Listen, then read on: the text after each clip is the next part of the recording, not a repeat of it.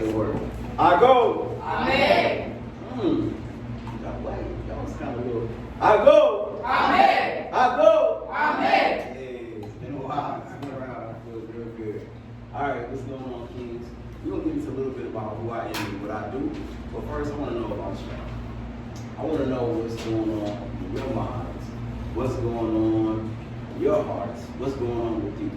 So, it must be something because none of y'all told me how fresh I look. And right here, nobody complimented me on this. Right here, nobody.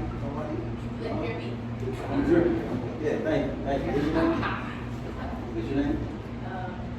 Jay. Thank you. Give me some extra points. I appreciate it. I got this one. I feel powerful. I feel connected to y'all in a real way. All right, so today we're going to talk about the importance of us being connected in a real way. So we got my brother up here. Kind of look like y'all. Kind of look like one of y'all. He got this look on his face of like, I don't know what's going on. I just seen something. I just been through something that happened, whatever like that. Look tired. What else? How else he look? Sad. Okay. What else? Anxious. All right. My brother looks stressed out. A little bit. Like it's a whole lot going on. Maybe because his mind ain't crispy or something. Well, I don't know. Some of y'all have that same issue, but I'm not going to point no fingers. I'm not going to point no fingers.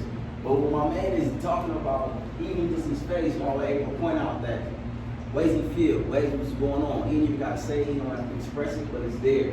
So today we're going to talk about his mental health, what's going on. I know y'all heard of it, but how many of y'all know what mental health is? Raise your hand if you know what mental health is. Okay, all right. Jaden, tell me what mental health is.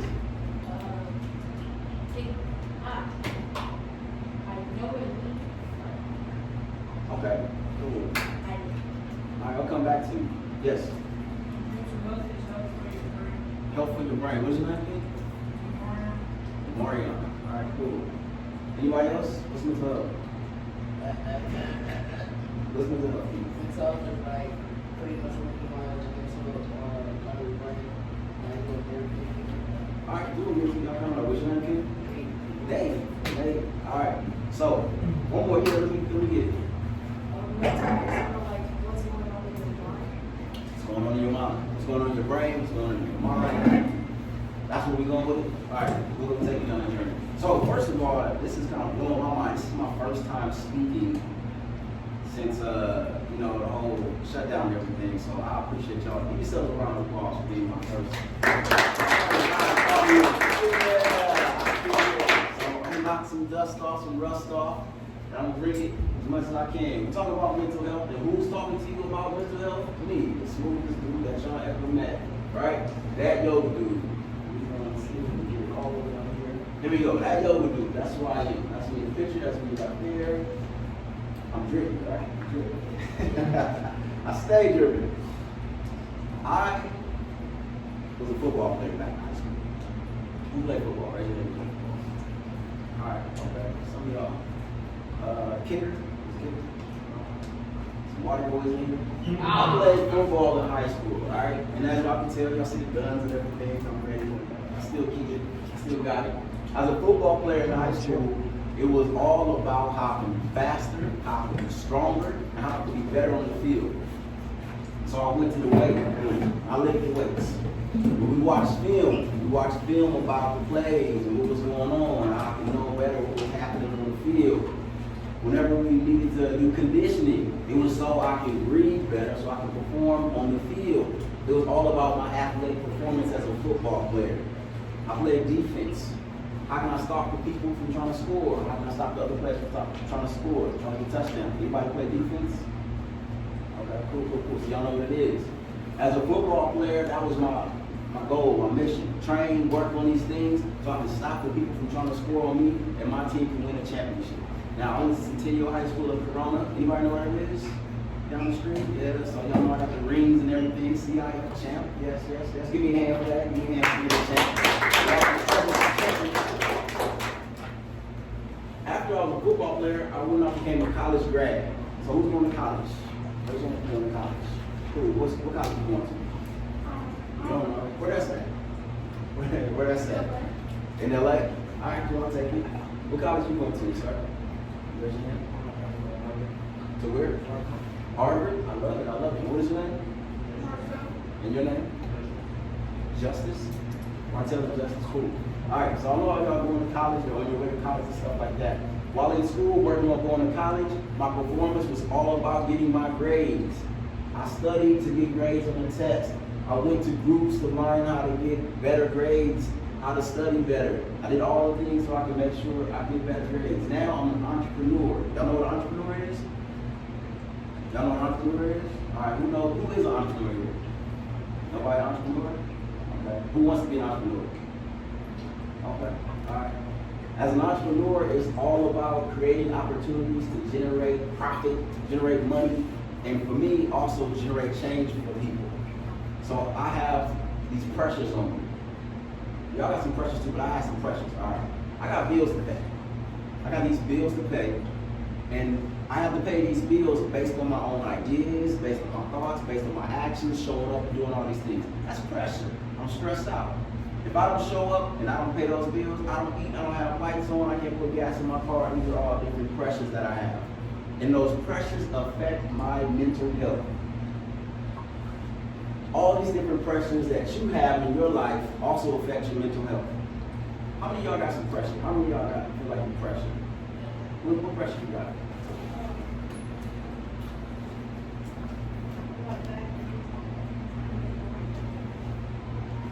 Bad grades. All right, who else got some pressure in their life? Feel that pressure. Jaden.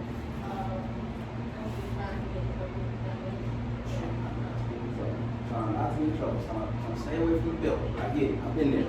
Anybody else got some pressure in their life? Yes. School. All right, school. Are you all back in school or are you still online? Everybody's online? Next week you go back. How you feel about that? You don't have to. It's okay. You started smiling. You happy to go back? Yeah, a little bit. A little bit. You kind of like, I don't know what you do. It's going to be weird. I'm going to grow my hair out. Is everybody going to like this? Always. All right, y'all got some pressures and you got some new pressures that are coming back as you head back to school. All that is going to affect your mental health. Now, what is mental health? Mental health is how you respond in these areas in your family, in education, in school, and entertainment, the things that are around you, the things that you like, the religions, the finances, the criminal world, the health world. All right, so mental health is how you respond to these different institutions. Let me break it down. So an institution is something that you go in or something that you visit that gives you the rules and rolls those rules out for you. So school is an institution, because when you get up and go to school, you already know what to do. I'm going to be there from this time to this time. This is how I behave, this is how I don't behave, this is what I get from it, this is what I don't get from it. I want y'all to write that down. Institution, a place, or a group of people, where the rules are there, and the way you operate. Alright. So all these different institutions there, even in your own family is an institution. Y'all know what not to do and what to do. Where's your pen and paper? Where's your pen and paper? You got your feet, go ahead. Make sure y'all get your pen and paper, man. I don't want y'all to get in trouble. Alright, so in these institutions, there's these ways that we are supposed to behave. Now, if we are not feeling in our mind, or if we're not thinking the same as the institutions, then we have some problems within our own mental health. For an example, if you're in school and you don't feel like sitting down and listening and paying attention, that means you're going to break the rules. And as you break the rules, there's going to be more stress and more pressure on you. Now you're getting suspended, now you're getting detention, now you're getting in trouble. So for you to have a healthy mental health, you got to find out how to be yourself and at the same time fit into these institutions. You got a family institution. You can't just go home and act the fool. There's rules and regulations. There's a way to behave for that to work out. We know in the criminal institution, if you break those rules, we know where we go. We see in Baba Jose. We know those rules. We know what it is. Religion, there's certain rules and regulations that happen.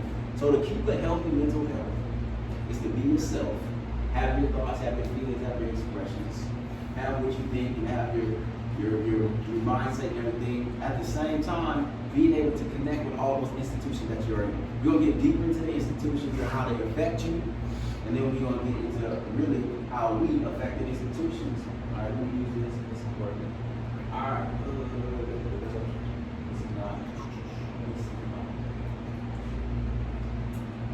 There we go. All right, so these are the pictures, but this is what we're going to talk about today. We got the brain. Everybody point to your brain. Point to your brain. Point to your brain. All right, cool. We got the brain. I want y'all to point to your heart. Point to your heart. All right, all right. Now point to your mind. That's where your mind is. So your brain holds your mind. So your mind is not necessarily your brain, that physical structure is, but your mind is that all that you feel. Your mind is how you see things. Your mind is how you perceive things. Your mindset can change. All right? So when we're talking about the brain, we're talking about the physical structure, that thing in your head. Everybody go like this, shake your head. All right? I can hear things rattling around in there. When we talk about our brain, that's the reason why Baba Jose wears the helmet on his head. That's the reason why I wear the helmet playing football. You want to protect the structure of your brain. Now, the brain has a couple different structures that we're going to get into. We got the brain and we got the emotions. All right, now somebody tell me where the emotions at. Where your emotions at? You said all over, face, everything. All right, now you said face. So your face is where the emotions are expressed. That's in your behaviors. So when you make a crazy face when somebody says something, that is a behavior. That is a reaction to your emotions. This is a reaction to your brain, which affects your relationships. Reggie, somebody tell me what a relationship is. I'm gonna give you grand. A connection that you have with somebody. Okay. Somebody else tell me what a relationship is. Yes, sir. We gonna hear it.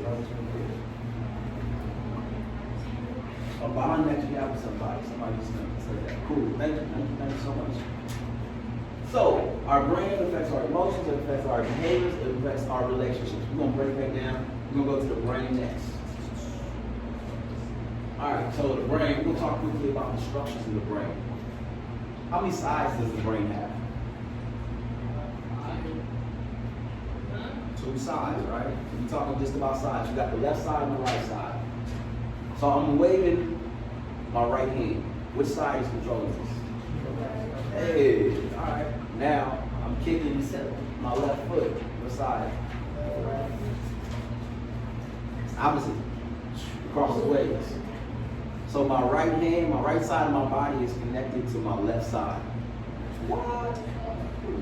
And my left side is really connected and controlled by my right side. All right, basically. So the left side of my brain is the logical side. The left side of my brain is a part of my brain that when I'm playing Call of Duty, I gotta go through this. Now I gotta make left here, gotta make it right here, get down, go up. How many of y'all play Call of Duty? All right, cool. I gotta think about it. I gotta map out the territory. I gotta figure out where I'm going. My right side is the emotional part. My right side is, somebody shot me. Oh my God, we're going teammates, we're going to I'm throwing the remote, I'm going crazy. That's when the right side is taking over. All right? Because you're not thinking about logic, you think about just the emotion and, I'm all in the game, or if you're playing Fortnite or one of the scary games or whatever like that. That's when the emotion comes in. Now, we also got 2 stories in this brain thing. You got 2 stories in the brain. You got a left side, you got a right side, and you got 2 stories. You got the old story. You got like the original story of the brain. This is called your reptile story. What? The reptile story. All right, when you think about a little lizard, this is Palm Springs, so y'all got lizards everywhere. What does a lizard do? It eat, it sleep, it crawl, it run, it gets sun, it do these basic things. It's a basic thing. The lizard brain in our body is a story that comes from way back. When we was like way back hunting animals and living in the forest and old school stuff, doing all these old school things. And it was all about fight or flight. Alright? It was all about the fight or flight. Y'all know what fight or flight means? Fight or flight control our old school lizard brain. So you know what fight or flight means. So fight or flight is, alright. Remember when I just screamed? It's like that. And automatically you just jumped. Alright, your body just woke up. So say you're back in the ancient days and you doing your thing, you picking up all the rocks and doing all the rocks. And all kind of stuff you need to do. And all of a sudden you see a big saber-tooth tiger. Big old teeth, ready. You see my under the eye. You got some options, right? You got some options. Not too many, but your body's gonna make those options really quick for you. You're gonna fight, flight, or freeze. So when you have those options, your body is gonna either shut down and you just, your eyes is big, you kind of just freeze there and hope the saber-tooth tiger don't get you. Or you feel like, hey, I'm old today, I might try to fight this saber-tooth tiger, pick up a rock or something like that and go at it. I don't know if any of y'all got hands like that. But then we have mostly what people gonna do is flight, flee, you gonna run, you're gonna try to take off and try to get out of it. Hopefully you make it. Our brain still reacts to the pressures of today. So our brain, we don't see the saber-tooth tiger, but we see the pressures of school. We see the pressures of our parents. We see the pressures of trying to figure out what's going on the playground or the chat room or whatever. We feel those pressures, we take those pressures on, and it activates that lizard brain, that old school brain that just makes us want to fight, flight, seek some food, go to sleep, just do the basic things that humans do. Now that's an important part of the brain because it helps to make sure our heart is going, it helps to make sure we're blinking, helps to make sure all the functions in our body are happening. These are things that we don't have to think about. We don't have to think about it, but it controls us. We're gonna get into that. And then we got the upstairs part of the brain. We got the new story. This is the frontal lobe. This is the big part of the brain. Everybody put your hand on your forehead. All right, some of y'all got some big foreheads, so go like this. All right, that's the part that allows all the stuff that makes us figure it out, like the logical stuff, the stuff that we can think about, the stuff that helps us to connect with other people. Y'all don't see lizards going out for coffee with their friends. Y'all don't see lizards building bridges to get across. Y'all don't see lizards carrying weapons and doing all that kind of stuff. So in our frontal brain is what makes us as human beings figure stuff out, think about stuff, have those connections with each other, love, affection, building things, and having that. So we got that old story that makes sure we keeps us safe, keeps us hungry, keeps us regulated, and then you got that new part of our story what helps us to make new video games, figure out that LeBron is the best player in the league right now, and have all these different things going on. So that was the parts of the brain, and know how it works real quick. So real quick, our brain keeps us safe. Write this down. Our brain keeps us safe. Our brain helps us figure things out. And our brain helps us to connect. Our brain is a social instrument. It's a social instrument. So I want you to think about every part of your body as an instrument. Your heart pumps blood to keep things full, and your brain actually helps you to stay connected with other people. All right? You ever meet somebody who's like, man, what's wrong with this dude? What's going on in his brain? And he doesn't connect with somebody like that. We'll get into that. That's more about personality. Let's see how this thing works. All right, so. All right. What do these represent? What is this? What is this? Happy. Happy, sad. All right, this is what? Sad. What is this? Happy. What's this? Angry. What is that? Worried. Worried, afraid, scared, confused. All right, so these emotions, we've all felt these emotions right here. Oh, sometimes we get hit with emotions on a daily basis, and it feels like we're just going through the emotional roller coasters all over.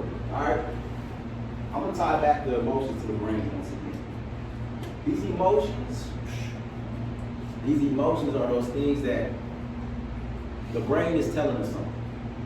The brain is telling us something like, yo, that saber-tooth tiger is right there.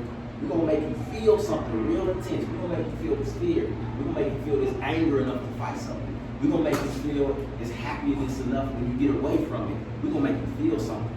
So all those structures of the brain, the lower, the old school part, the lizard brain, the new school part, the frontal part, the left side, the right side, they come together to make you feel these things so you can react, all right?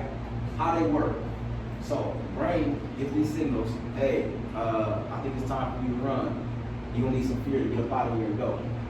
You made it, all right, now you happy. You get these chemicals in our brain and it starts to send these messages to our body. Where do you feel emotions at? Where do you feel emotions?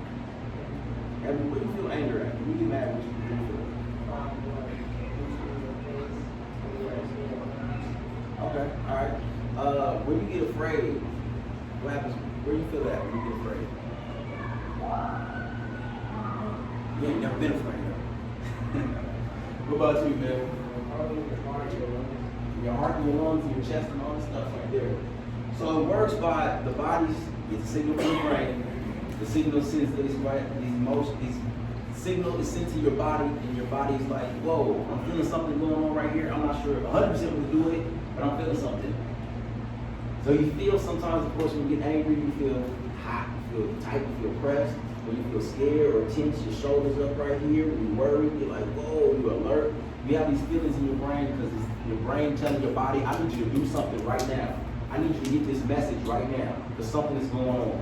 All right? And when we get these cues from our brain that's reading all this stuff outside, like, okay, that's good, that's bad, this is okay, that's not okay, we need to know.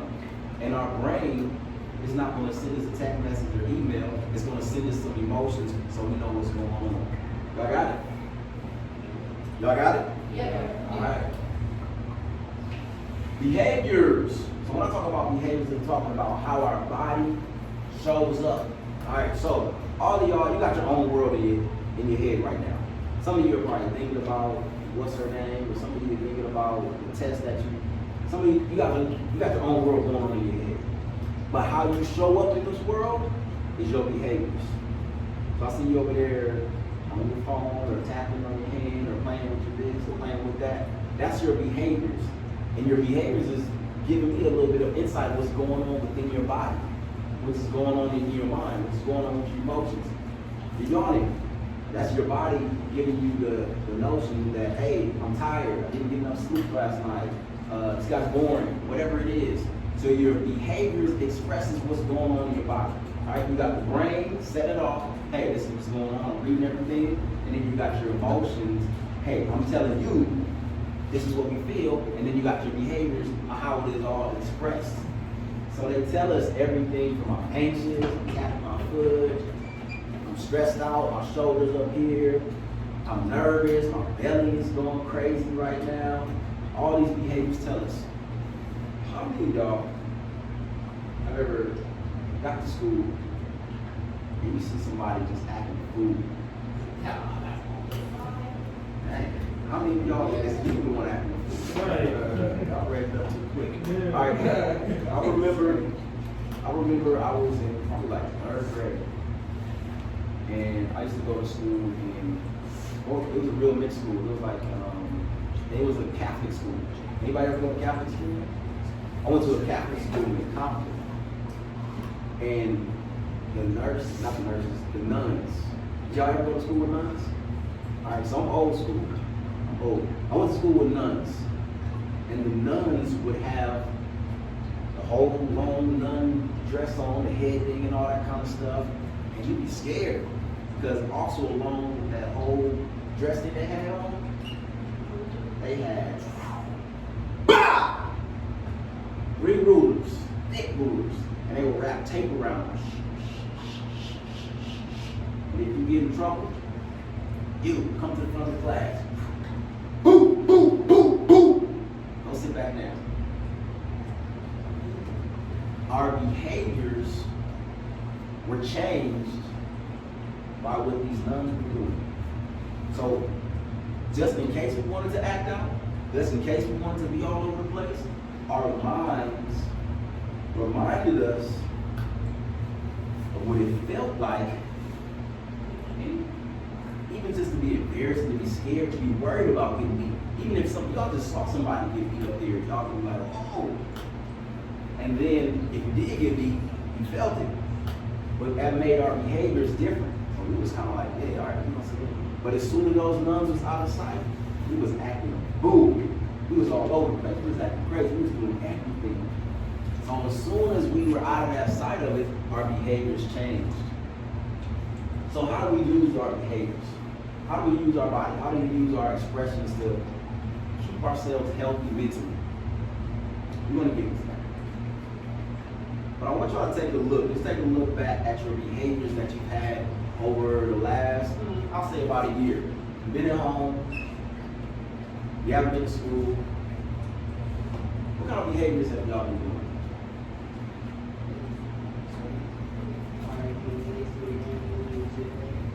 You said being lazy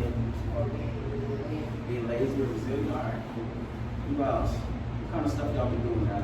See that on stuff. Check.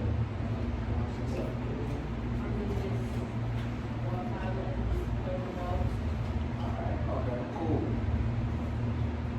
It's important to know that your behaviors are often shared and shaped by the people that you are around. Alright? So your behaviors here are different than your behaviors that you got with your homeboys or somewhere else. Because everybody here is focused on mission. Everybody here is focused on the Sabbath, rites of passage, Ripso, King's Creed. So y'all got a different set of behaviors that you have than just being outside and running around. And how those behaviors look. It looks like, as we talked about earlier, those connections, those relationships. All right, so to be in a relationship is to be human. All those things that we talked about, the brain, the emotions, the behaviors help us connect with each other. All right? If you are acting crazy and acting wild, nobody's gonna want you around. Like, we're not gonna want you around because you're gonna get in trouble, you're gonna get us in trouble, it's gonna be bad for us. So back in the day, way back in the day, when it was like, you need everybody to survive, if somebody was not being a part of the team, there's a chance we might not eat. We need everybody to come together to go kill this buffalo and do this and do that. But if somebody acting crazy, it's not gonna work. So as humans, we developed ways to be connected, to be bonded, so we can work together. And that's why we come together and we form these bonds and these relationships, and we continue to do it all the way through an adult. Being a part of having healthy mental health is on all of these. You got your brain, you got your emotions, you got your behaviors, and you got your relationships. We're gonna dip into it a little bit more. How many of y'all got a best friend? And how many of y'all be like, man, my best friend act like me, act just like me, doing what I'm doing, All right. And a lot of times, is anybody best friends in here? That's your best friend? The matching wings, I do. That's cool. All right. A lot of times, we got these things in our brain, all right? These brain things are called mirror neurons. All right, we get a little science if you also like science. So it's these neurons, and the neurons in your brain are like the things in your brain that catch everything, all right? So as your brain is catching everything, you catching what somebody else doing, and it affects you. It affects how you behave, how you act. It does all that stuff for you, all right? So I'm gonna tell you about what it's like to kill, all right? Y'all know what that is? What's your middle name? Oh yeah, that's Tupac Shakur. All right, so Tupac, we got this picture of Tupac here, and we got all these things. Y'all know what chakras are? Energy and all that kind of stuff. Yeah. Or everything. Y'all watch like Dragon Ball Z and Naruto. Okay. All right. All the old school anime stuff. All right, so what is it that they are doing in those cartoons? What are they usually? They're fighting, right? They're doing all kinds of stuff like that. Remember, you said what? Cussing. All right, cool. But when Naruto, when he's fighting and stuff, when he gets his stance and everything, what kind of happens around him? What is he kind of building up? Energy. So when we talk about mental health, we talk about how your energy is effective. All right, raise your hand if you feel like your energy is low most of the time. Raise your hand if you feel like you got low energy. Raise your hand if you feel like your energy is high most of the time. You're like, I don't know how to do. All right, cool, good. All right, so when we talk about healing, when we talk about dealing with our mental health, we're talking about effective ways to manage our energy. Now, as you get old like me, your energy starts to go down because once again, you got all those pressures, you got all those different things to take care of. All right, let me tell you about school. I'm back in high school. I'm playing football, like I said, killing it, doing my thing. And I get into the locker room. I'm like the first one down from the field. And as I get in the locker room, I see one of my homeboys just kind of on the bench. He's just looking down. And it's kind of weird because he used to be the one that's all over the place. Let's go, let's get this. And I see my homeboy, and I kind of walk over to him like, hey man, what's going on? And he's like, man, I'm gonna have to move schools. I'm not gonna be able to be here anymore. I'm like, dude, this sucks. You're my homie. What are we gonna do? And I tell him, all right, you know what? Before you go, at least we don't get it all on this last game. We're gonna do it all. We're gonna do it. We're gonna have some fun. Cool. So when we get up in the next game, we just use all that energy that we make it happen. But when he was there, his energy was low because he was sad, he was down. But then when he focused on something where he could put his energy in, he felt better, he felt good. Yeah, it sucked that he had to leave school, but he felt like I gave my energy all to one thing. I went out with a bang. It was amazing. So being able to focus your energy all into a place that's going to help you is one of the greatest things that you can do to heal. One of the greatest things you can take care of your own mental health. So as you find different things, I don't care whether it's football, basketball, something in school, something to work with you, being able to put your energy in something to focus is a powerful thing because you can start to heal, start to deal with your mental health. Because the mental health is once again the brain. You got to keep a healthy brain, take care of your brain. Bless you. You know how to take care of your brain? How? Very good. You said by reading. You take care of your brain by reading. Put in new information to help your brain grow. Your brain is always going to be growing. All right, now, y'all, your brain is still like in puppy mode. I remember I was clear. I don't know if I should tell y'all this story, but anyway. My 25th birthday, 25. Man, it was a party. It was a party. We was doing what 25-year-olds do at a party. Having fun, having a good time, and I'll learn about it at the next time I speak. The next day, I got up and I was like, okay. I'm going to get up and I'm going to go do some working out. And I decided to go do some yoga. We're going to learn about yoga a little bit. And I get down there on my yoga mat and we start every yoga session with some meditation. And as soon as I sat down, my mind started going crazy, like all these thoughts and all these things. And my mind started telling me, this is what you should have at 25. You're 25 years old, you gotta have a car, you gotta have a house, you gotta have this type of this, you gotta be married, and you're not this, you're not that. And then my brain caught it. And it was like, whoa, my brain is saying all this, but I'm thinking this. So at 25 is when your brain kind of starts to form and come together, and you can start to think and start to see your thoughts. You start to see your thoughts. Now, I had to wait all the way until 25 because I didn't know about yoga and stuff like that, but you guys can get it now, where you start to understand that your brain is still forming, and you can have thoughts, you can have feelings, but that don't mean they have to take over for you.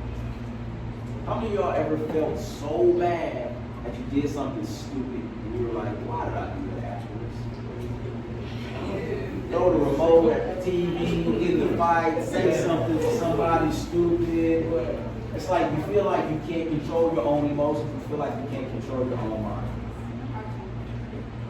And I say at 25 because the average man's mind doesn't really stop developing until you're about 25. Now women, they're like about 18. That's why they say when they are. Women are more mature than men mentally. So our brain is still making connections. Our left side and our right side are still getting to know each other. Our old school side and our new school side are still starting to build that relationship. So when we do things like read, when we do things like puzzles, when we do things like challenge ourselves, when we do things like step and everything like that, our brain is being challenged. And we have to learn. Follow that you got to show me how to do it. We have to learn new ways to get in. All right? Now, when we're talking about our emotions, sometimes our emotions come from places we don't even know. Like sometimes we get just sad out of nowhere, right? Anybody just got sad out of nowhere before? Anybody just got stressed out of nowhere before? Like, man, I'm having a good day, and all of a sudden, boom, I'm gonna get these emotions and stuff like that. All right? So when we start to work on our emotions, we start to understand them, and listen to them and keep them going and push them out and push them out the way so we can really feel what's going on. All right. So one of the best ways we can deal with healing our emotions is to get to know them. We're gonna talk about that some more. And then our behaviors. Our behaviors and how our emotions are expressed. Y'all ever feel like, man, I'm just out of control, I'm just gonna run, I'm just gonna jump all over the place. My mama done told me to stop doing this a million times, but I keep doing it. I can't control my face. You ever make a reaction when people be like, dang, why you look like that? Being able to be aware of your emotions and control them, all right? And then our relationships. How many of y'all like wish you had more friends?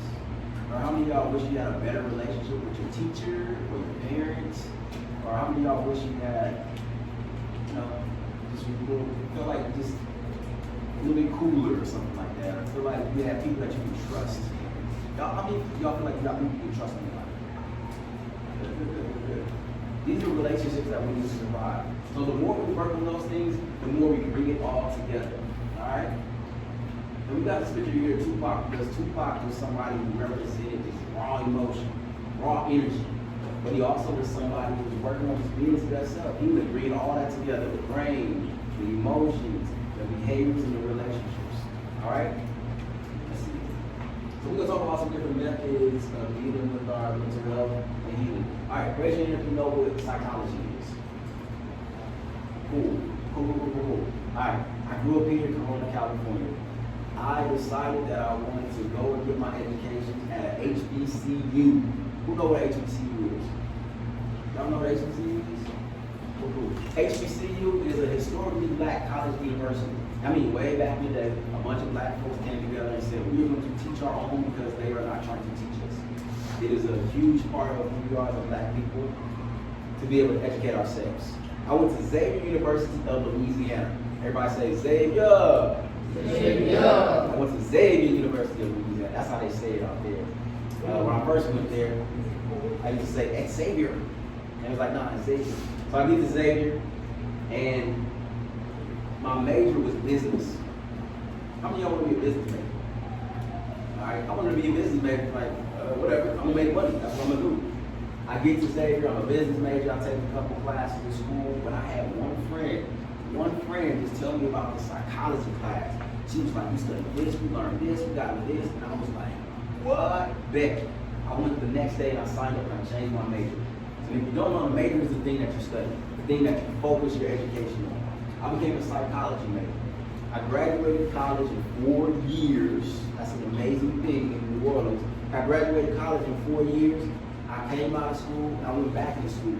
Now I have my master's in counseling.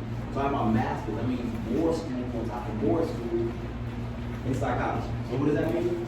That psychology is the study of the mind, the brain, how it all works and how that comes together. All right? So I know what you're thinking before you think. That's what I do. Now, psychology is a lot of different things. How we think, how we feel, how we work together. I want y'all, do y'all know that one person that always just listens to people's problems? That's always there for somebody. Are y'all that person that somebody always comes to and bring their problems and share stuff with? Or somebody is, you know, always got some problems? All right, I was that kid in school. So as that kid in school, I was like, I'm a good listener. All right, cool. And I found a profession that I can listen to people. So I got paid to listen to people as a psychology major. And psychology is all about, a psychologist can do, but they don't have to. But therapy is all about working with somebody as they go through a process. All right? So physical therapy, you're trying to get your body right. Maybe you're trying to come back from an injury or something like that. Therapy for respiratory, breathing. You're trying to get your lungs and stuff together. So therapy in the mental health state is about you probably working through something. Maybe you're working through some anger issues. Maybe you're working through some sadness issues or whatever like that. Therapy. Counseling is coming together and getting some tools that you need to work through some of the mental health issues that you need. All right, so counseling is just going to get some tools to make it work. Coaching. How many of y'all got a coach? Football coach, basketball coach, you ever had a coach, baseball coach? All right, so what is the coach's job? What is the coach's job? Coach's job is to coach you. Yes, challenge you, push you. A coach's job says, we are trying to accomplish something this season. I want to take you as a baseball team, as a basketball team, and bring you to the championship. I'm going to make sure you get all the tools and skills that you need to achieve something. So coaching, like coach for, like I say, to achieve a sport, coach to achieve some business, coach to achieve something that you want to achieve. And then mentor. Y'all know what mentors is. Y'all surrounded by amazing mentors. They help y'all, they push y'all, they guide y'all, they let you know the little nooks and crannies of life that you can use to succeed, to do what you want to do. Psychiatry. Raise your hand if you know some psychiatry students. What's the difference between a psychiatrist and a psychologist? Yes, sir, you're first. What's the word?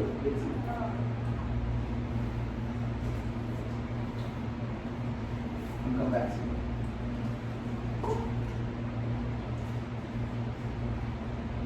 Anybody got it right off the top of the head? Psychiatrist and psychologist? Y'all know the difference? Adults, y'all know? Alright, so a psychiatrist is like a medical doctor. So a psychiatrist goes to medical school, and a psychiatrist is someone who is able to give out medication. So if you gotta go to the doctor because you need some medication for depression, anxiety, ADHD, they don't want to give you medication. They see you, they take those. A psychologist, these are the people who more so are doing the research and the studies and stuff. But all of them can still practice and talk to you, but like you do it, but a psychiatrist does that. And the most important thing you can use to heal is your community. Alright, the people that love you, your mama, your grandmama, your fathers, the people, your teachers, your aunties, all those people in the community that help you out. So these are some methods that we use to work on our mental health. So when y'all see these words, I want y'all really to understand them and get a grasp that these are just getting tools, you're just getting coaching, you're just getting some help with some areas of your life. Alright, I got my degree in marriage and family therapy. So I'm helping families, I'm helping marriages to do what we need to do. Alright, got any questions on that one? We'll do some questions at the end, but I should make sure about that. Alright, y'all seen this before? Yeah. Alright, I'm a little familiar. Can y'all tell me, prompt, say this, what is that? Moja. What does it mean? Unity. Alright. Now, Y'all gotta say it. Y'all gotta say it. Come on. Say it again. There you go. Moja. Unity. To strive for and maintain unity in the family, community, nation, and race. I love it. And why is this important for mental health? Why is this important for mental health? We're gonna go back to what we said. The brain affects the behaviors, it affects the emotions, which are all affecting our relationships. Unity, coming together, working as one. If you feel like you are not a part of something, you're probably going to have some mental health issues. Bottom line, straight up. It's a lot of kids out there who are taking their life. There's a lot of kids out there who feel like the only way they can connect with people is to fight, to get in trouble. They feel like the only way I feel a part of something is to join a gang. The only way I feel like I can be connected, to be unified with somebody, is to do something where I get attention for looking stupid. Alright? So when y'all say this, I want y'all to understand this is a part of your mental health. This is a part of you feeling good about yourself. This is a part of you being healthy. This is a part of you being a part of something bigger. Like these are huge. These are tools for your mental health. We're gonna go through it. Gucci Shakalia. Gucci Shakalia. Self-determination. To define ourselves, name ourselves, create for ourselves, live for ourselves. I love it. Ah! All right, y'all got me going a little bit now here. Gucci Shakalia. So, we talked about all this being a part of our relationships. Our mental health is all a part of relationships. But the first relationship you have is with yourself. How do you talk to yourself? How do you motivate yourself? Are you nice to yourself? Or are you getting on yourself every day? Man, I wish my hair looked like that. Man, I wish I was skinnier. I wish I was bigger. I wish I was taller. Man, why can't I do anything? Why every time I start something I can't finish it? When we start to have those negative self-talk, when we feel like we can't really determine who we are and create for ourselves the things that we want, it starts to affect our mental health. We feel bad. How many of y'all know somebody that every time something come out their mouth, like, oh, I'm stupid, I'm tripping, I'm doing this, I'm doing that, and then they go do something stupid. I remember back in high school, I had braces. Right? None of y'all got braces. But I had braces in high school. And I remember the day I got my braces off. The day I got my braces off, my homegirl was like, "Oh wow, your teeth, you look so nice, you look so nice." And I got mad. And I took her drink and I threw it. What? What's going on? Why are you tripping? I was so used to talking bad about my teeth, talking bad about how I looked, that anybody that told me something different, I didn't like it. It didn't make sense to me. How you gonna tell me I look nice, but I've been telling myself so long that I look bad? And my behaviors was me doing something stupid like throwing a drink out of my hand and tripping on it. That's my friend, that's my dog. So the way you talk to yourself, the way you determine who you are, is a part of how you're gonna be a part of everything and everybody. But that relationship with yourself is key to building on unity and your mental health. What's this one? Work and responsibility Come on. to build and maintain our community together, make our religious our problems and solve together. I played football. My junior year. Anybody in high school here? Nah. You look like high school. They do, don't My junior year. Yeah. Alright, so we made it to the championship. I was a junior. I was kind of playing like JV and varsity, and it was a person ahead of me. I was starting ahead of me. So when you make it to high school, you get pulled up to varsity, and you know you're not playing because it's a championship game. I was chilling the whole time. I wasn't ready. I wasn't prepared. I was chilling in practice. I wasn't paying attention to none of the plays. I'm like, ain't no way I'm getting in the game. It's the championship. I'm a backup. I ain't getting in the game. Woods! I'm looking around. Woods! I know they ain't calling me. Mike just broke his arm. And his arm is, I will never forget, his arm is dangling. And I'm like, dang, that's crazy. That's crazy. I'm like, what they gonna do? Right. Woods, get your helmet going. Oh, man, so I get in the game. I wasn't paying attention to nothing. I don't know none of these plays. It looked like everything was going a million miles an hour. And of course, they picked up on it like that. So every play, sweep my way, sweep, run. I'm just, We was up by 20. The game ended with us winning by 1. They came back. Coach said, "Get out of there now, get out." Pulled me out. I'm sitting on the sideline like, man, I didn't play my part. I didn't play my part because I was supposed to pay attention to practice. I was supposed to study the plays. I was supposed to be ready. It's about us working together. Just because I was the backup, that didn't mean I was supposed to be active and ready to get in. Collective work and responsibility. I was responsible for my part, and we almost lost the championship because I wasn't being responsible. I wasn't paying attention. All of you got your part. The championship might not be a football game, but it's your life. What you give to him, what he gives to him, is going to feed your life. It's going to give you what you need to survive. What does that say right here? Iron sharpens iron. Play your part. Be responsible. Come here, show up, and give 100%. Because your mental health depends on him, and his mental health depends on you. Y'all got to play your part. If he going through it, and you like, man, I ain't mine.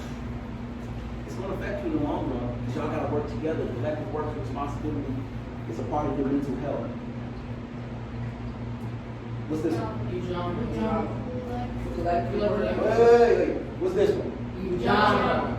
Collective economics.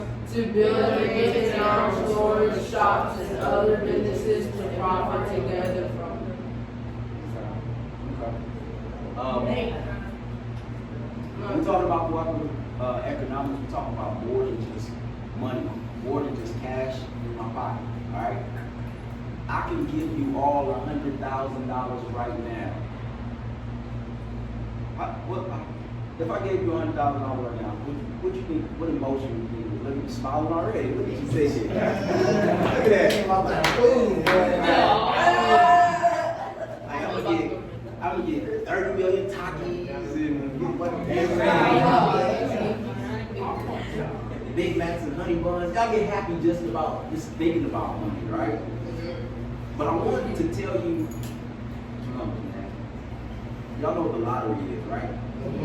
Free money. And I know you heard of all the hundreds of thousands of people who won the lottery and ended up broke when they started. So you win this money. I'm a millionaire. 2-3 days, you broke. Sometimes they ended up worse than where they were. Homeless, no car. Homeless, broke down, no car. They got to move back in with the person that they that. It's not just about me giving you some money. It's about you being healthy in your mental state. It's about you having those relationships where somebody can tell you what to do with that money. It's about having those behaviors where you're not constantly blowing your money every time you don't feel good within your body. Because your emotions is telling you, I'm a little anxious, let me go spend $100,000 on this. I'm a little nervous, let me go do something to. It's about you having that healthy brain, knowing that you're not gonna go spend that money on something that's destroying your brain, drugs and alcohol, pornography, all those things that destroy your brain. And we talked about those neurons and how they work and interact with each other. If they're not getting fed healthy things, they start to be destroyed. Your brain starts to shrink. It's supposed to be connecting and expanding. So when we're talking about cooperative economics, it's like, yo, I'm giving you some money to do something for me, so we both can be healthy. I've been broke before. When a lot of times me being broke, I don't feel the best about myself. Because I can't do this, I can't go here, I can't have this. But when I understand myself mentally, I'm mentally healthy, it's like, okay, I may not have money right now, but I still know where I'm going, I know what I'm gonna do, I can create a plan, and I don't have to change my plan every time I get nervous or anxious or something like that. Hey! All right, y'all got it? Cool. Who got some money for me? Anybody got dollars? The pocket change, okay. I'll be joking, I'll put that away. Yeah, dollars.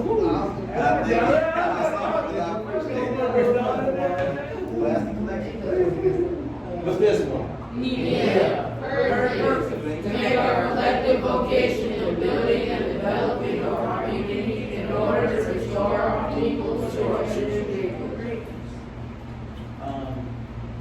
Here for a reason.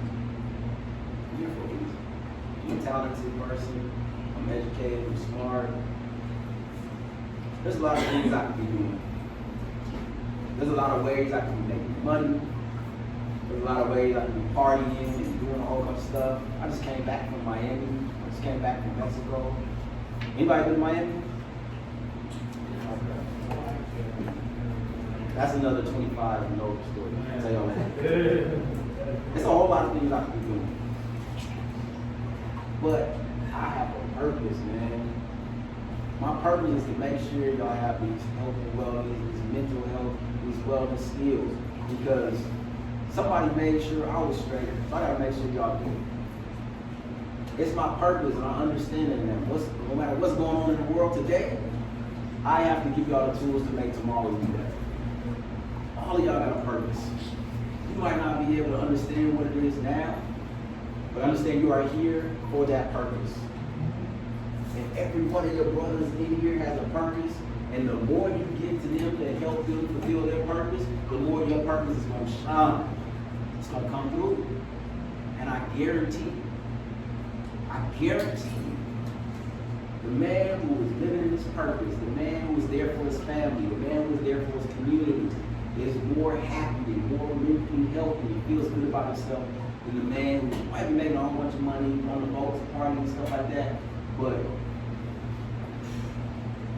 I feel like he can't share nothing with nobody. I feel like he ain't got nothing to offer with his money, his party, and good time, man. Me being able to offer y'all something that's from my heart and truth makes me the wealthiest man in the world.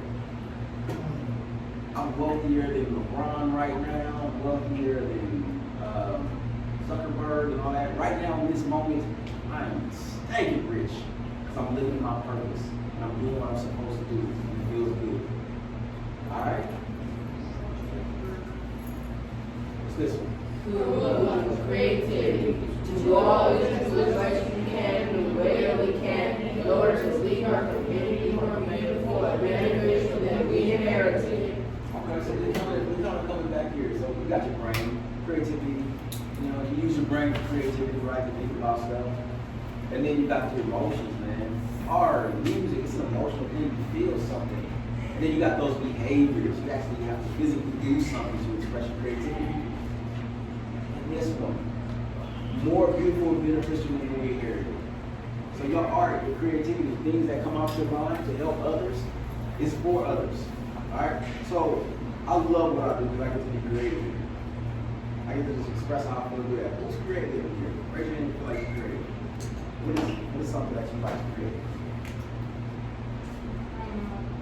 I kind of like drawing it. Oh, okay. Cool. Nice. Alright. Creative, where you at?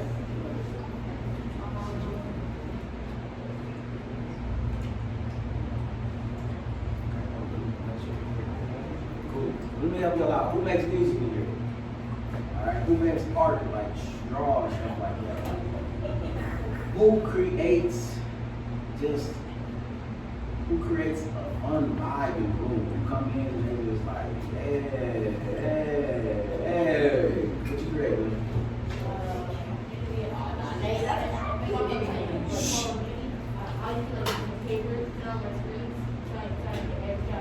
I love it, man. I love it. All right, so some of y'all are gonna create the next video game. Some of y'all are gonna create the next vaccine or whatever we need. Your creativity is a part of your community and it helps. And the more you take care of your brain, the more you take care of your mental health, the more your creativity is going to help others.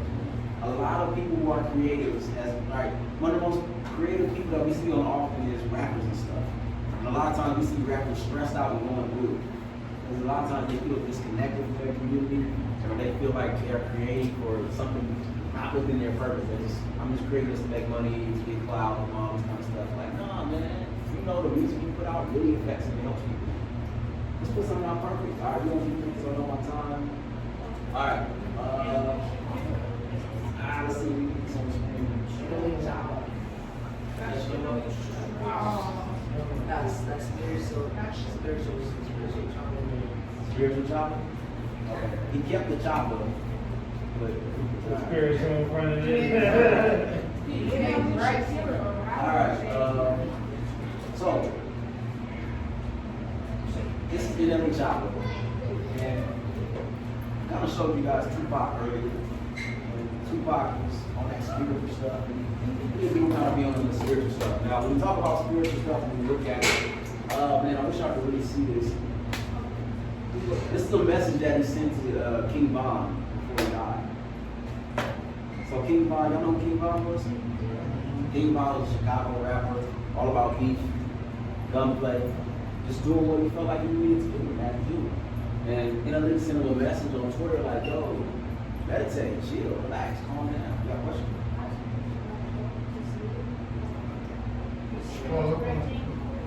Share your gifts, please. Do your thing. Share your gifts. There you go. Hey, give a hand for the brother.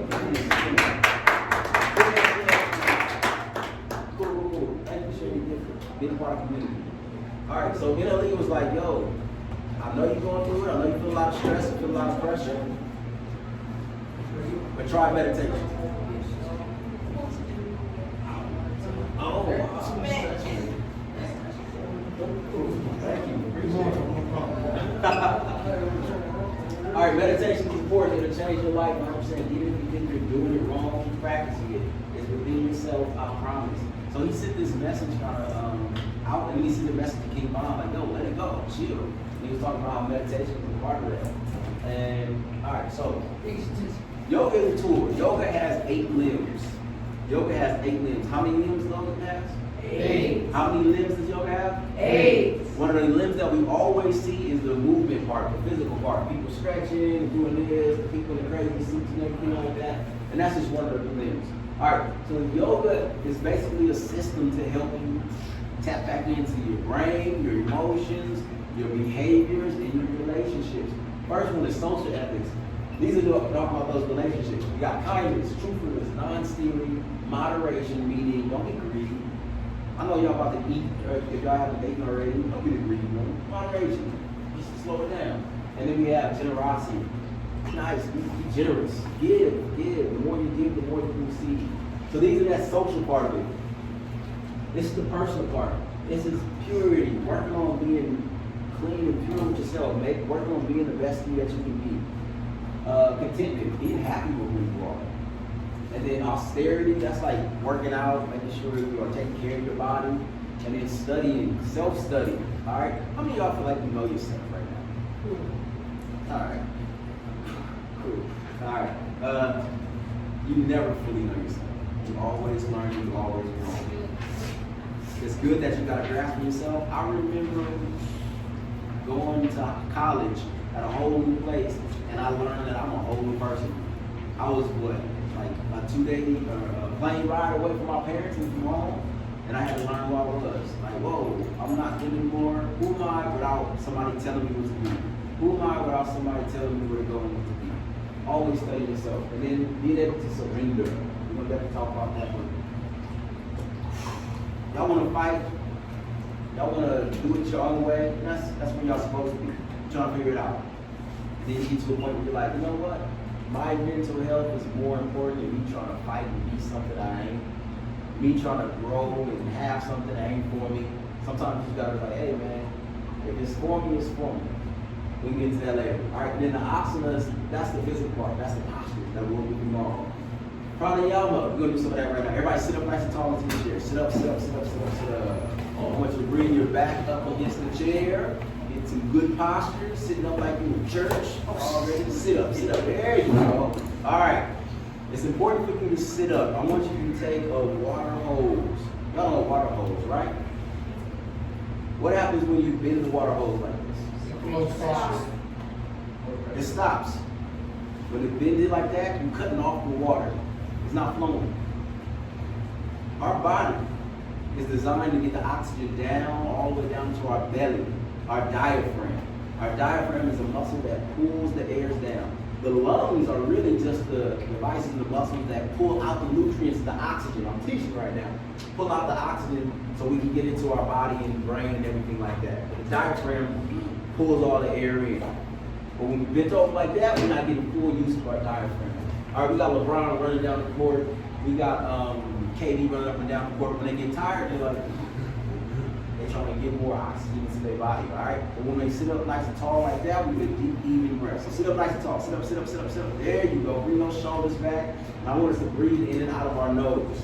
We're going to work on that brain chemistry right now by bringing in and out of our nose. We can change our brain chemistry just by being able to breathe. Relax your shoulders, calm down. We're going to take 3 deep breaths. We're going to breathe in and out of our nose. All right, put your mouth closed, but not trying to press hard like that. Just keep it closed enough. All right. On the count of 3, we're going to take 3 deep breaths in and out of our nose. 1, 2, 3. Breathe in and breathe out. 2 more. Breathe in. Breathe out. 1 more deep breath. Breathe in. Breathe out. Good. Somebody tell me how you feel. Relax. How you feel? How you feel? Relieved. Okay. Pause. Relax. All right. Just by taking a couple of breaths. Pranayama is the practice of breathing, intentional breathing. We breathe all the time, but we're not even aware of it. But there's a lot of other ways we breathe: in and out the mouth, in and out the nose, in and out one nostril, holding our breath, all these different types of things. I saw some of you even stop kind of moving and stop wiggling and shaking when we were able to breathe. You got a question? Yeah, a lot of times do. All right, I want you to think about a little baby. Anybody got a little baby brother, baby sister, something like that? You see them in the crib, or you see somebody just sleeping, and they're breathing in and out of their belly, and their mouth is closed, and that's their snoring. When we see somebody peacefully sleeping, peacefully breathing, they're breathing in and out, and they know we see a little belly rise and fall. That's like our natural calm state of breath. That sends a signal to our brain that it's time to relax, it's time to chill. There's no more saber-tooth tigers. There's no more pressure. It's time to turn it off and relax. All right, really quickly, then we got turning inside. So being able to pay attention to what's going on inside. Man, how do I feel right now? What am I thinking? What's going on? Being able to have that inner focus. Concentration. When y'all on that video game, concentrating. That's part of it. And then deconcentration. Being able to kind of let go of all the concentration and everything, just kind of be with what's going on. We'll get to that. And then the last one is just being happy with yourself, being good with yourself. You don't run out of time. All right, experts. You know who is all right, I'm a mental health expert. I'm a mental health expert. I went to school, I put in the work, I put in the hours and everything like that. But I found even me going to other mental health experts, that is a scary noise, that That's the queen. I thought it was saber-tooth tiger, man. I was fired up right now. All right. So I went to school, I went to programs, I studied and everything like that, but man, it was one day I just got finished with my meditation. And even where I was meditating, I was walking into my kitchen. And I just felt like, wow, life is good. This is really good. And it hit me then that the expert on mental health for yourself is yourself. You are all the experts on your mental health. You might read, you might pray, you might fast, journal, be in nature, dance, martial arts, rest. These are all part of keeping a healthy mental state. You know how much you need. You know which combination works best for you. You know what doesn't work for you. I can tell you right now, you need to make sure you exercise 5 times a week. You got to sleep 8 hours a day. You got to eat nothing but salad. You got to do 20 jumping jacks. It might not work for you. As you constantly learn yourself, you get to constantly learn what is best for you. How many of you do any of these? Raise your hand if you do any of these. You have to do it.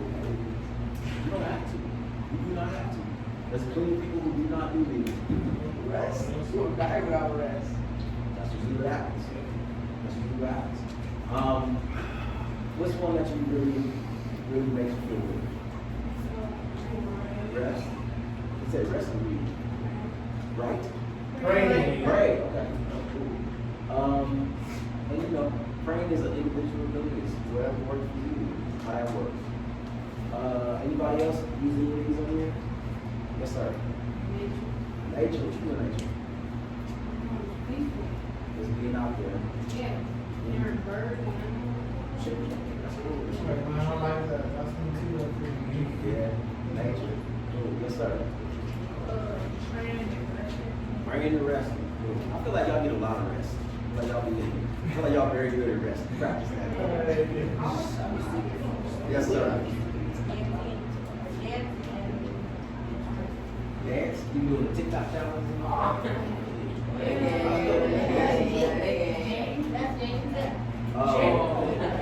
Y'all ever heard of capoeira?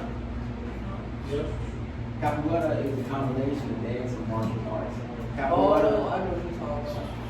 it was brought over from Africa in the slave trade, especially to Brazil.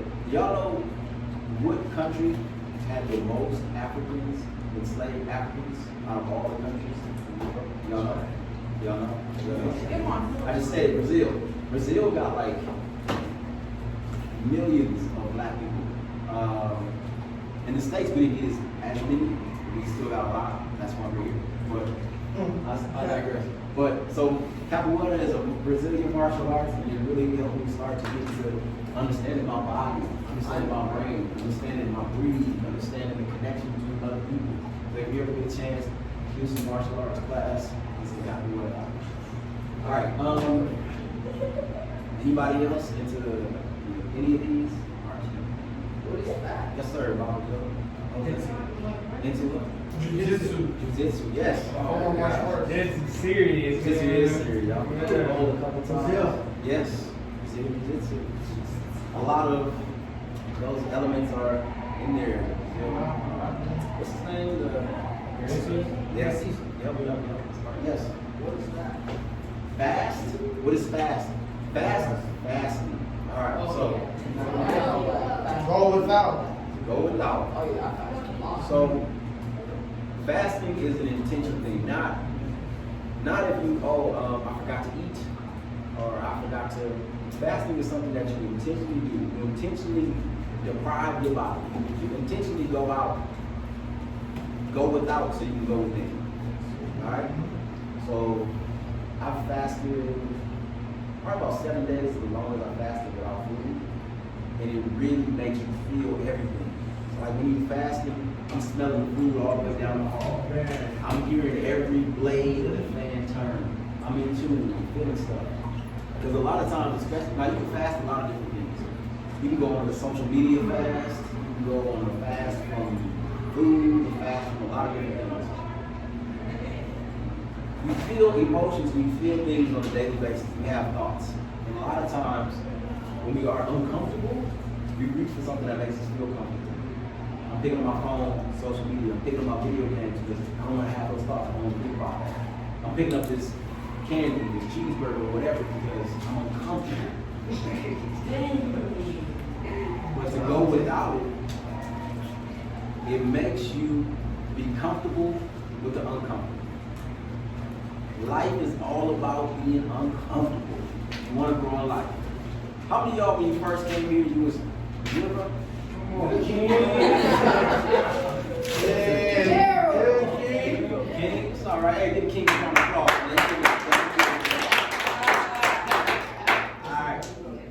How many of y'all were uncomfortable when you first came here? Like, this is new, this is blah, blah. And now how many of y'all like, I'm cool, he's here, I like being here. You have to get through that uncomfortable stage to get to the place where you feel comfortable and you're able to grow. All right? You will not grow, you will not develop unless you are uncomfortable. So you have to get comfortable being uncomfortable. Going to college, it was fun at a ball, uncomfortable. I just told you I came back from Miami. It's uncomfortable being on an airplane. Yeah. It's uncomfortable flying and traveling. Cool. It's making me uncomfortable. I'm just joking. Hey, basically it's a lesson. Being uncomfortable is something that you're going to have to learn how to get through. So a lot of these is helping you go through discomfort. Being able to journal. How many of y'all journal? I journal. Papa, is that cool? I'll just tell you really quickly. Really quickly, my routine, my daily routine for my own mental health. I wake up Monday through Friday at 4:32 a.m. Usually it's before my alarm goes off. I get up and the first thing I do, first thing I think of is gratitude. Thank you. I'm thankful for waking up. I know a lot of people didn't get a chance to wake up.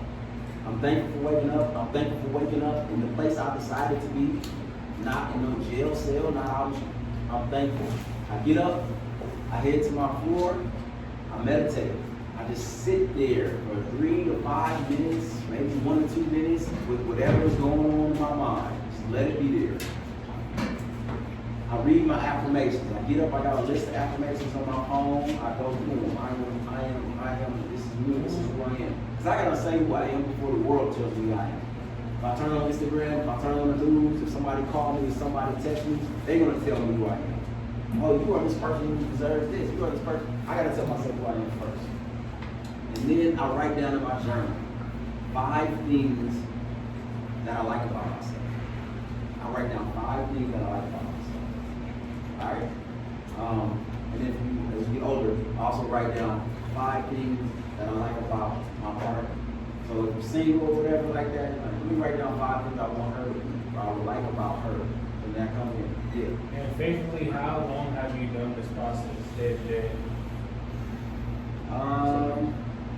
I would say, because the process has grown, it started out maybe just, I started out probably about 5 years ago. And then I've added on. So for 5 years? About 5 years. Yeah. 5 years.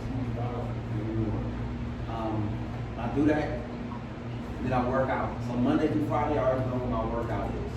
Monday, 5-mile run. Tuesday, pull-ups, 100 pull-ups, boxing. Wednesday, Tai Chi. Y'all know what Tai Chi is? Once again, checking in with that energy, checking in with yourself. You don't need to move fast, you just need to move and breathe. Take care of what's inside of you as you express what's going on outside of you. Thursday, Pilates. I love to stretch and Pilates get your core right. 6-pack, y'all want a 6-pack? Do some Pilates, real good stretch. Thursday, and every day within this, it's yoga every day. Yoga after lunch. Friday, I walk. And on my walk, I pray, I meditate, I check in, and then I do some chest. So I'm either 100 of these, 100 of these, 100 of these, whatever. I like to put them on. Saturday is my free day, but I know I'm doing some yoga. Sunday is my 300s. 100 body weight squats, 100 push-ups, 100 sit-ups. And then it starts all over again. So I only got to think about what I'm doing, because I know what's going on. After I do my workout, it's tiempo para español. I'm trying to learn Spanish. I'm working on my Spanish every day. After I do my Spanish and stuff, I drink my little healthy drink. Got a green drink.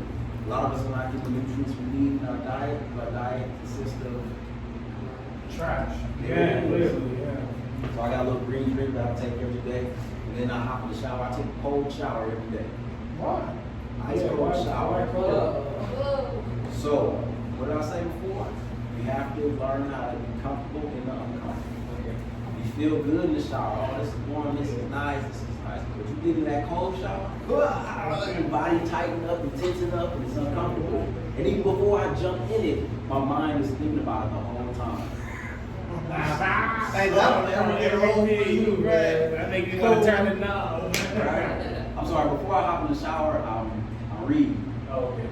I got 10 pages. I'm on the toilet and I got 10 pages.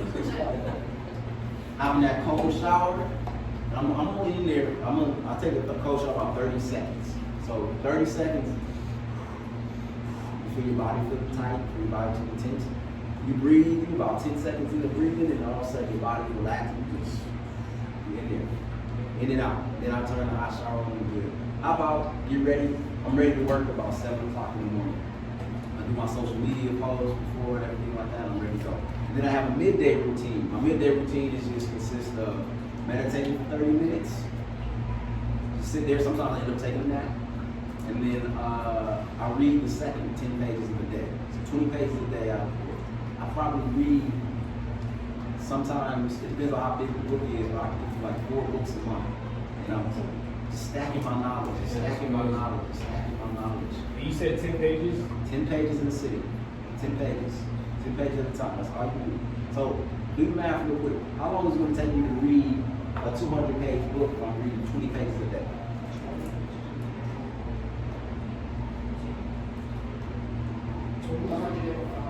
Yeah, about 2 weeks. 2 weeks.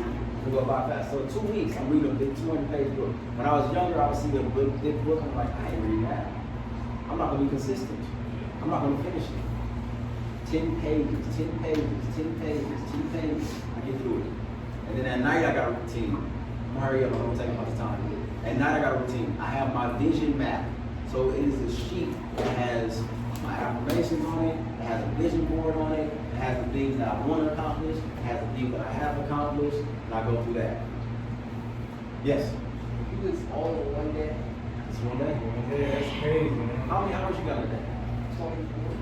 So that routine, so my morning routine, it can take about an hour and a half to 2 hours. But that's why I wake up at 4:30 in the morning. My midday routine is 30 minutes usually. An hour usually. 30-minute meditation, 30 minutes of probably reading, sometimes less, depending on how I get to 10 pages. My night routine, I probably take about 15 to 20 minutes before I go to bed. I look at my vision map, I wash my face and everything like that, and then I journal. I have some journal questions that I go through. I read my Bible, and then I do my affirmations again, and then I'm sleeping. And I don't stay up late. So by 10 o'clock, I'm going to sleep. So I'll pack my day in between about 4:30 a.m. 10 o'clock at night, and it's all about being intentional. Once again, you are the expert on what you need. You are your expert on mental health. What do you want? What do you want? What do you want? Whatever you want, you manifest, you create, as long as you keep your mental health healthy. I'm taking way too much time. Like I said, I ain't spoken a long time. So I feel good to be in front of people, see some faces, instead of staring at a screen all day. We're going to do a little mindfulness exercise. I want y'all to remember RAIN. You're going to recognize, allow, investigate, and nurture. What are you going to recognize? You're just going to recognize what you feel and what you're thinking right now. Just recognize, I'm feeling something. My back might hurt a little bit. I'm bored, I'm tired, I've been sitting here too long, I'm hungry, I'm sleepy. Just recognize. My shoulders, recognize. And then after you recognize it, you're gonna allow it. Instead of like, man, I gotta hurry up and not think about this. I have to hurry up and be engaged. Just allow yourself to feel, to think whatever you are right now. Just allow. And then you're gonna investigate. So after you allow it to happen, you're like, I wonder why. I wonder why am I bored? Am I trying to get something to eat? Have I heard this information before? Why am I angry right now? Just kind of investigate it. Am I thinking about something? And then nurture. Nurture means like, man, I feel all these things, I think all these things, it's all right, I'm still good. A lot of times, have you ever thought a thought and you was like, why am I thinking this thought? I'm bad at thinking this thought. It's just thoughts. 9 times out of 10, the thought that you had in your head didn't even come from you. It's from something that you saw on TV. It's from something that somebody else said. A lot of the thoughts that you have are not even your own. Y'all like low-key stealing thoughts and use them as your own, and then you use them to beat yourself up with. Why did I think like that? I'm stupid for thinking that. No, you just heard it going down the street and now you repeat it. Rain. Recognize what you're thinking, what you're feeling. Allow it to be there. And then you can investigate it, and then you can nurture it. We're going to do a little mindfulness meditation real quick. I want everybody once again to sit up in their chairs, nice and tall, be attentive. Put your folders and put your pencils down on the ground. I want you to make sure your feet are solidly on the ground. Hold your feet on the ground. If you're a little bit shorter, scoot to the edge a little bit. All right. Don't look at nobody. Don't look at nobody. All right, my feet are firmly on the ground. This is called being grounded, being connected.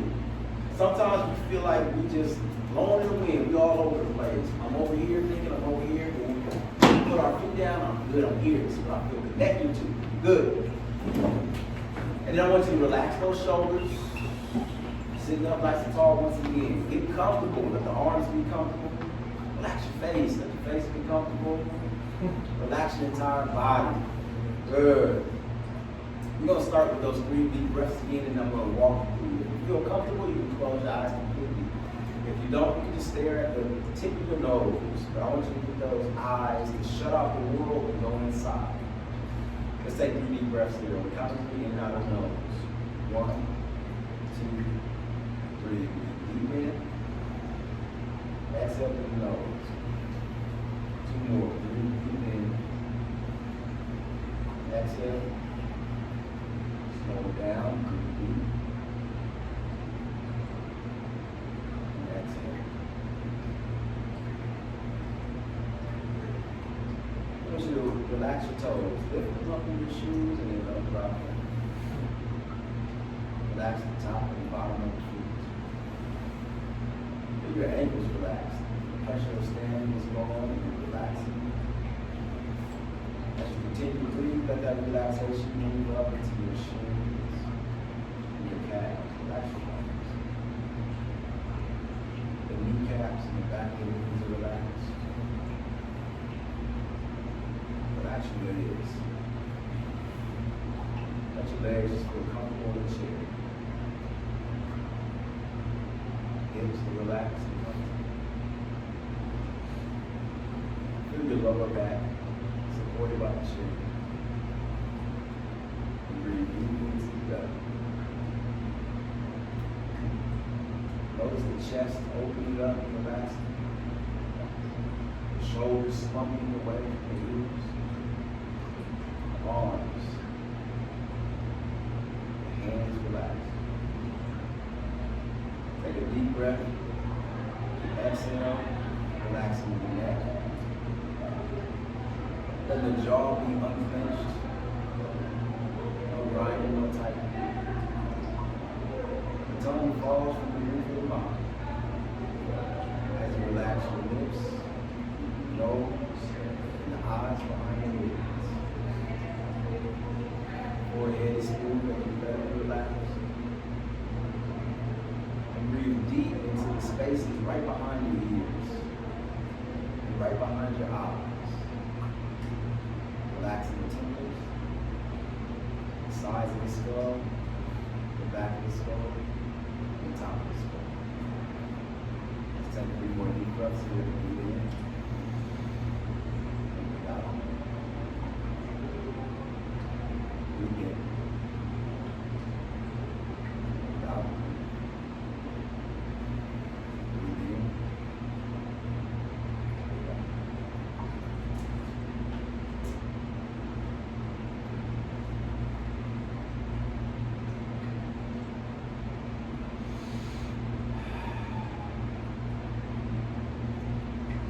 you're ready. Open your eyes, breathe deep, slowly start to move around. Stretch. Shake it out, relax, release. That feels good. How y'all feel?